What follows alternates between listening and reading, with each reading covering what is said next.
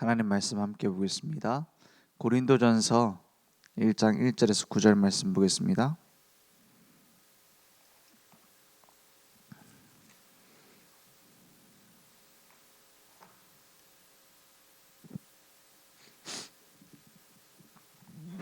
고린도전서 1장 1절에서 9절 저와 여러분이 함께 한 목소리로 천천히 합독하겠습니다.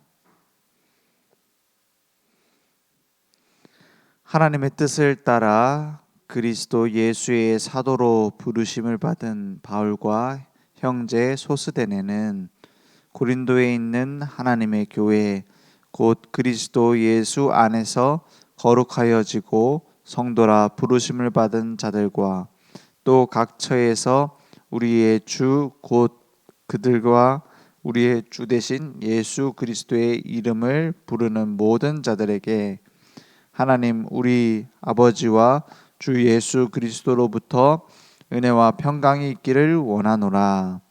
그리스도 예수 안에서 너희에게 주신 하나님의 은혜로 말미암아 내가 너희를 위하여 항상 하나님께 감사하노니 이는 너희가 그 안에서 모든 일 곧 모든 언변과 모든 지식에 풍족함으로 그리스도의 증거가 너희 중에 견고하게 되어 너희가 모든 은사에 부족함이 없이 우리 주 예수 그리스도의 나타나심을 기다림이라. 주께서 너희를 우리 주 예수 그리스도의 날에 책망할 것이 없는 자로 끝까지 견고하게 하시리라. 너희를 불러 그의 아들 예수 그리스도 우리 주와 더불어 교제하게 하시는 하나님은 미쁘시도다. 아멘. 오늘 그리스도의 증거로 견고한 공동체의 축복 말씀 주셨습니다. 고린도 지역은 유대인들이 생각했을 때는 완전히 타락한 곳이었어요. 왜냐?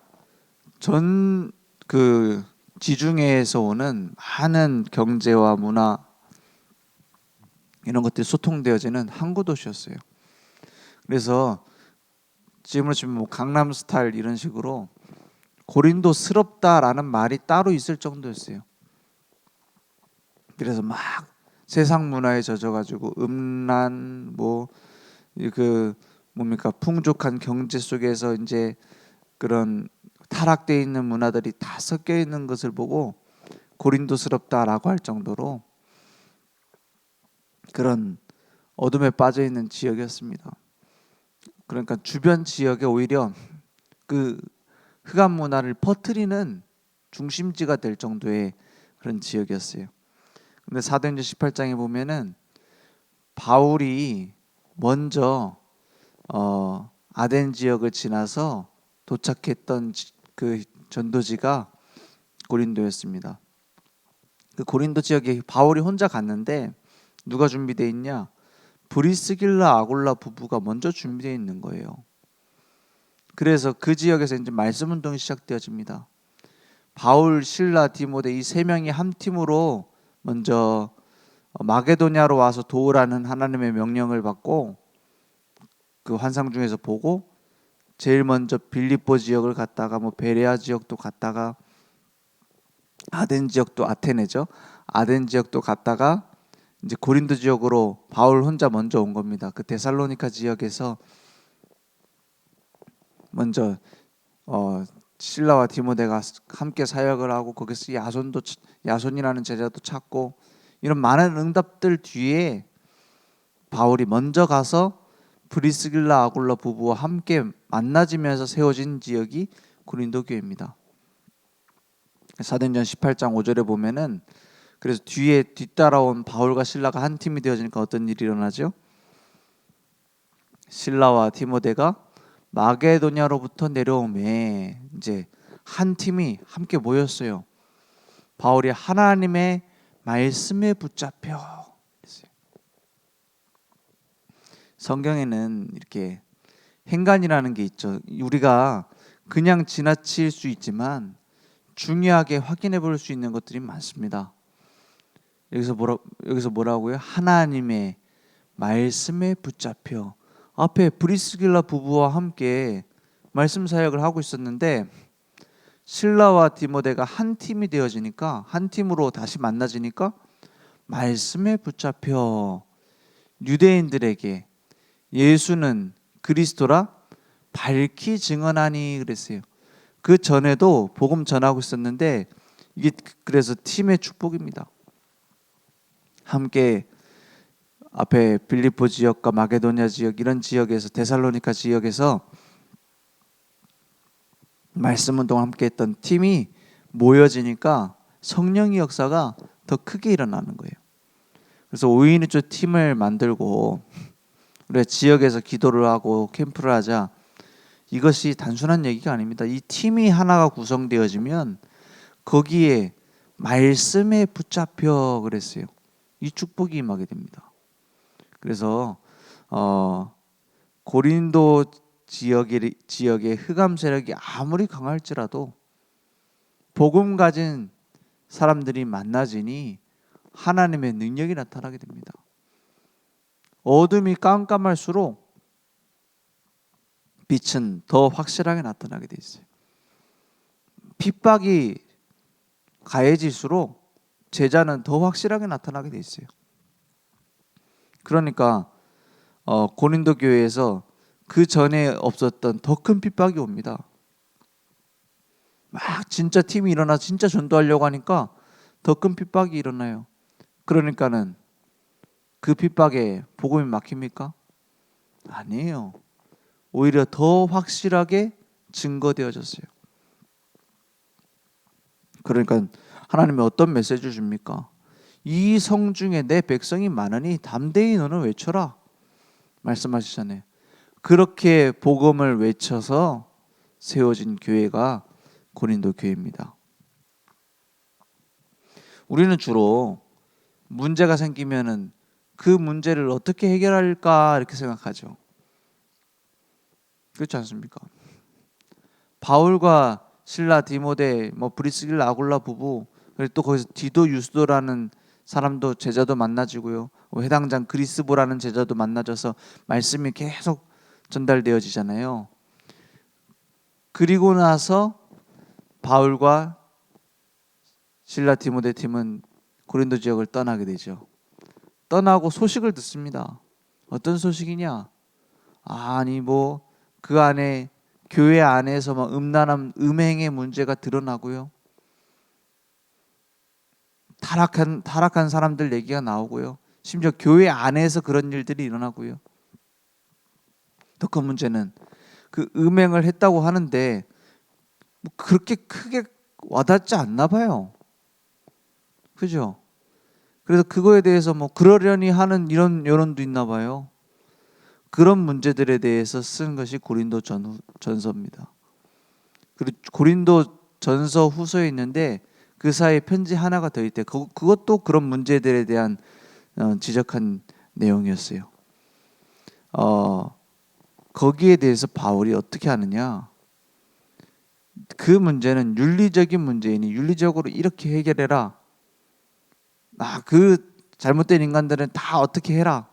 죽여라. 쫓아내라. 그런 말도 들어있겠지만 그게 아닙니다. 뭐 들어있느냐? 너희들이 하나님의 자녀 아니냐? 하나님의 자녀가 됐던 그 복음의 내용이 뭐냐? 복음의 완전성을 얘기를 해요. 그죠? 그리고는 뭐라 합니까?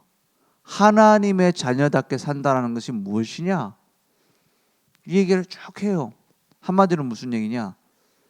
복음의 본질을 회복할 수 있는 메시지를 딱 주는 거예요. 그죠? 우리는 문제 생기면 어디로 돌아가요? 과거 체질로 돌아갑니다. 주로 내가 막 율법, 윤리, 도덕 이걸 갖고 있는 사람이면 그쪽으로 확 돌아서요. 혹은 그 신비, 열심 이런 거 있던 사람들 막 끌러 가요. 이 문제를 우리가 어떻게 해결하자. 기도해서 해결하자.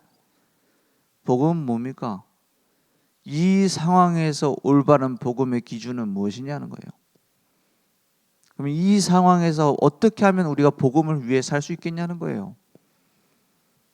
이 모든 것들을 복음의 눈으로 어떻게 보겠냐는 거예요. 그러니까 처음부터 끝까지 복음 하나만 외치는 것이 복음 운동입니다. 가면 갈수록 더 복음이 무엇이냐로 돌아가야 돼요. 그것은 고집 부린다는 게 아니에요. 누가 지적을 해도 무시한단 말이 아니에요. 그러면 진짜 복음을 위한 것은 무엇이겠냐? 내 자신의 이권을 버리면서까지요. 그죠? 내 가지고 있는 사상을 버리면서까지 복음을 위하여 어떻게 살 수 있겠냐? 이게 복음 아닙니까? 그죠? 그래서 바울은 고린도 교회를 생각할수록 감사한다 그랬어요. 문제가 가득한 교회인데요. 세상 문화에 젖어 있는 상태인데요. 왜냐? 고린도전서 1장 4절에 보니까 감사한 이유가 나와요. 그리스도 예수 안에서 너희에게 주신 뭘로 인해서요? 하나님의 은혜로 말미암아 내가 너희를 위하여 항상 하나님께 감사하노니 그럽니다. 무슨 말입니까? 그런 흑암 문화 속에서 건져내셔서 흑암 권세에서 건져내서 너희를 살리신 그것이 은혜 아니냐. 그래서 로마서 5장 20절에 뭐라고 되어 있습니까? 우리가 잘못 이해하기 쉬운 말씀이 들어있어요. 뭐라고 되어 있냐? 율법이 들어온 것은 범죄를 더하게 하려 함이라. 그러나 죄가 더한 곳에 은혜가 더욱 넘쳤나니 이렇게 말해요. 율법이 들어온 것은 범죄를 더하게 하려 함이라. 이게 무슨 말입니까? 율법을 줬더니 죄를 더 많이 짓게 됐다 이 말입니까? 그 말이 아니죠. 율법을 가지고 진짜 내가 죄 속에 있으면 깨닫게 된다 이 말이에요. 그죠? 그렇지만 율법은 지적하는 것 외에는 더 할 수 있는 게 없다 이 말이에요. 죄를 깨닫는 것 외에는 더 할 수 있는 게 없어요. 범죄를 더하게 하려 함이라. 그러나 죄가 더한 곳에 은혜가 더욱 넘쳤나니. 아, 내가 죄인이구나 깨달았어요. 내가 이렇게 죄가 많구나. 그래서 나를 그런 죄 속에 있는 죄인인 나를 건져내신 은혜가 이렇게 크구나 깨닫게 된다 이 말이에요. 우리 구원받았으니까 마음대로 살자. 죄도 마음껏 지니까 얼마나 은혜롭냐 이 말이 아니에요. 그걸 잘못 이용하는 사람도 있죠 그렇게. 하지만 올바른 복음이 뭡니까? 내가 죄인임을 깨닫고 은혜를 구하는 게 복음이에요.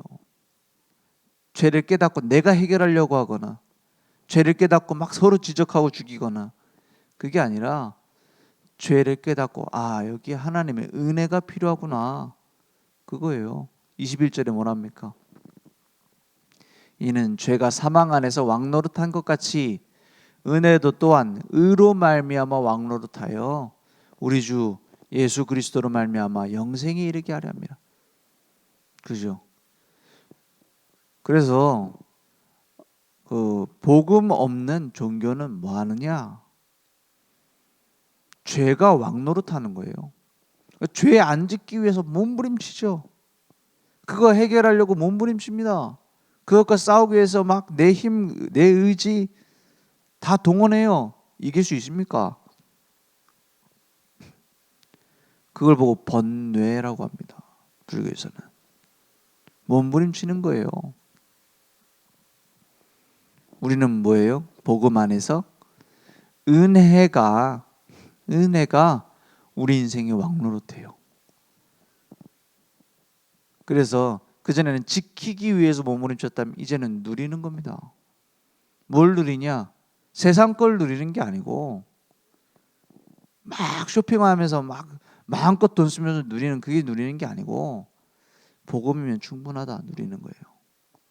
복음이면 만족한다. 내가 연약해서 무너질지라도 복음이면 모든 문제 해결이다. 그리스도 안에 있는 은혜로 난 충분하다. 그러니까 어떻게 됩니까? 은혜가 나를 이끌어가요. 은혜가 나의 왕노릇해요. 더 이상 전에 빠져 있었던 음란 문제에 빠져 있을 필요가 없고 자유를 얻는 거예요. 해방을 얻는 거예요. 전에 빠져 있었던 술 문제에서 해방을 받는 거예요. 아니, 먹을 수도 있고 안 먹을 수도 있는 게 자유 아닙니까? 그죠? 먹을 수밖에 없는 주제, 그거 막 계속 빠져 있으면서 중독에 빠져 있으면서 나는 자유하다. 이게 자유입니까? 그렇잖아요.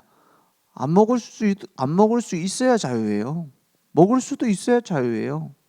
그렇지 않습니까? 우상 숭배에 들여졌던 음식 먹을 수도 있고 안 먹을 수도 있습니다. 자유예요. 대신 그것 때문에 시험 드는 사람이 있으면 그 사람을 위하여 안 먹을 수 있다 이 말이에요. 그래서 우리는 올바른 복음의 기준을 가지는 겁니다.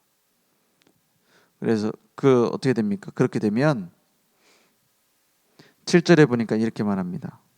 고린도전서 1장 6절부터 보면 그리스도의 증거가 너희 중에 견고하게 되어 이랬어요. 그때부터 뭐가 오느냐? 그리스도의 증거들이 나타나요. 죄 속에 빠져 있었던 그 고린도 교회 아닙니까? 맨날 그 음행과 막 타락 속에 있었던 고린도 교회 사람들 아닙니까? 근데 이제 증거가 나타나요. 복음이 나를 살려요. 나를 변화시켜요. 그 증거들이 우리를 견고하게 만들어요. 그러니까 7절에 뭐라 합니까? 너희가 모든 은사에 부족함이 없이 우리 주 예수 그리스도의 나타나심을 기다림이라. 다시 오심을 기다린다는 거죠. 재림. 왜 이렇게 재림을 강조합니까? 바울의 서신서 보면 재림 얘기가 굉장히 많이 나와요. 왜? 예수님도 다시 오신다 했으니까요. 근데 언제 다시 오실지는 몰라요. 근데 재림이 왜 중요합니까? 지금까지 안 오셨는데 2000년 동안 언제 다시 오십니까? 끝을 올바로 알아야 시작을 바로 할 수 있어요. 언제 오시는지 안 알려주시는 이유, 알려주면 혼란에 빠져요. 막 언제 오니까 이때부터 준비하자 막 이럴 거 아닙니까? 알려주면 안 되겠죠. 근데 오신다라는 걸 알려주는 거예요. 그거 있잖아요. 좀 비유가 이게 좀 다르긴 한데, 엄마가 지금 마트 가고 장을 잔뜩 봐와야 돼요. 늦게 온대. 멀리 갔다 와야 돼가지고 아이한테 얘기하는 겁니다. 야, 엄마 언제 올지 모르니까 너 딴짓 하지 말고 숙제 이거 다 하고 있어. 얘기해놓고 가요. 그럼 엄마가 언제 올 줄 알아요? 모르죠. 막 핸드폰도 하고 컴퓨터도 하고 그런 속에서도 뭐 해야 돼요? 숙제 엄마가 나 갔다 오기 전까지 해놓으라고 한 숙제가 있어요. 그럼 어떻게 하죠? 불안하니까 좀 이렇게 마음에 다른 거 하다 엄마가 덜컥 오면 어떡합니까? 저 숙제 안 했는데. 그건 뭐부터 하게 되죠? 우선순위가? 숙제 먼저 해놓고 노는 게 편하겠죠. 그렇지 않습니까? 그렇다고 막 강제로 하는 건 아니지만 검사한다 했으니까, 그래서 다시 와서 얘기한다 했으니까 몇 시까지 온다 얘기하면 어떻게 돼요? 딱 실컷 놀다가 마지막에 시간 맞춰서 간신히 하겠죠. 그 차이입니다. 왜 재림에 대해서 강조를 많이 했습니까? 우선순위를 바로 하라는 거예요. 딴짓하지 말고 다른 걸 붙잡고 막 복음의 자유다 하면서 막 딴짓하면 누리지 말고 복음 운동 우선에 둬라 이 말이에요. 늘 깨어서 그래서 기도하라는 거예요. 늘 깨어서 하나님의 계획을 우선 붙잡으라는 거예요. 그래서 지금도 우리도 다시 오실 주님을 기다리는 삶을 살아야 돼요. 그것은 지금 하고 있는 일을 다 때려치고 기다리라는 게 아닙니다. 우선순위를 바로 하고 복음을 누리고 복음으로 살리는 일에 시간이 없습니다. 그래야 돼요. 237 나라 5천 종족 살리는 일에 시간이 없어야 돼. 니는 왜 그렇게 생겼냐 이러고 시비 걸고 싸울 일이 없어요. 그럴 시간이 없어요. 갈등하고 있을 시간이 없어요. 막 해명하고 앉아있을 시간이 없어요. 내가 어떻고 나는 이래서 그랬고, 물론 오해된 것은 풀어야 되겠죠. 근데 꼭 모든 관계에서 다 해소를 하고 시간 지나면 풀리는 것도 많습니다. 그러니까 너무 사람들 간의 관계에서 내가 가지고 있는 문제를 하나하나 해결하려고 그렇게 할 필요 없어요. 그 문제의 주인이 그리스도가 되시면 돼요. 그 관계에서의 문제가 그리스도가 주인 되면 돼요. 그러니까 나중에 가면 다 답이 나오잖아요. 8절에 보니까 고린도전서 1장 8절에 보니까 주께서 너희를 우리 주 예수 그리스도의 날에 책망할 것이 없는 자로 끝까지 견고하게 하시리라. 그럼 우리는 뭘 신경 쓰면 돼요? 내가 복음 안에 견고하게 세워져 있는가? 그것만 점검하면 됩니다. 9절에 보니까 너희를 불러 그의 아들 그리스도 우리 주와 더불어 교제하게 하시는 하나님은 미쁘시도다 그랬어요. 미쁘단 말이 우린 그 다른 성경에는 신실하시다 이렇게 번역되어 있죠. 믿을만하다 이 말이에요.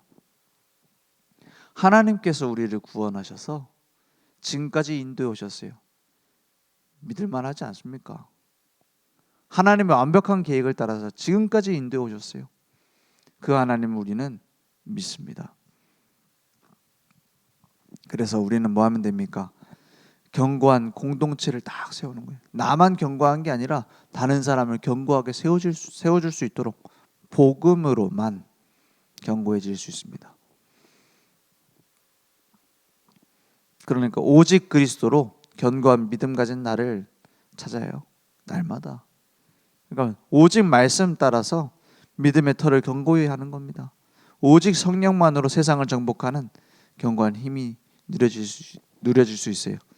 그래서 복음으로 각인, 말씀으로 뿌리, 성령으로 내 체질 바뀌는 거예요. 오늘 그 응답들이 우리에게 회복되기 원합니다. 그래서 오늘 믿음의 올바른 기준은 예수 그리스도 오직입니다. 내가 어려운 상황이 생겼다.